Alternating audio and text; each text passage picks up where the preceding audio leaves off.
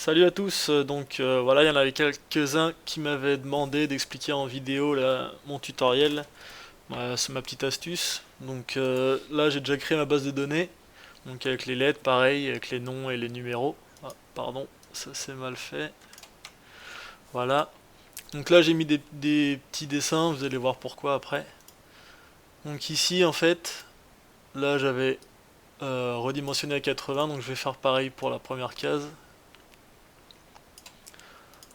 Donc là, on va mettre notre liste déroulante. Donc on va dans données, validation de données. On choisit liste. Hop. Voilà, on choisit les données qu'on veut mettre en liste. Donc là, on a bien notre liste. En dessous, on prend la formule qui est là. Donc si on veut la réécrire, c'est hop, recherche horizontale. Donc on recherche cette valeur dans ce tableau à la deuxième ligne et on veut pas de correspondance, donc on met faux. Hop, entrée.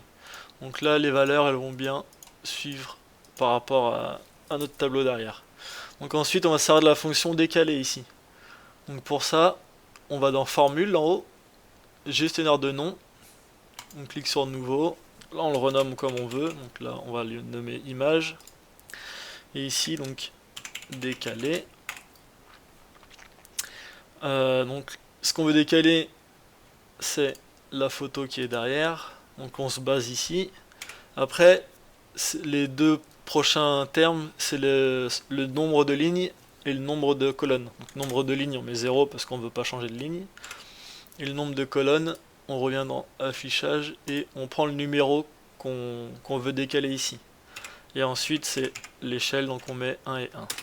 On fait entrer. Donc là, on a bien notre fonction qui est dans l'image. Donc on ferme. Maintenant, on sélectionne notre image.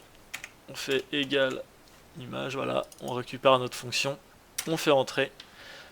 Et on a bien notre image qui est copiée. Donc là, c'est pas la fonction qui est dans la cellule qui est copiée, c'est vraiment l'image de la cellule. Donc là, si je change, voilà, vous voyez que les petits dessins derrière, ils suivent. D'où l'importance de bien dimensionner votre cellule par rapport à vos images pour qu'elles soient copiées et que vos images ne soient pas découpées, quoi.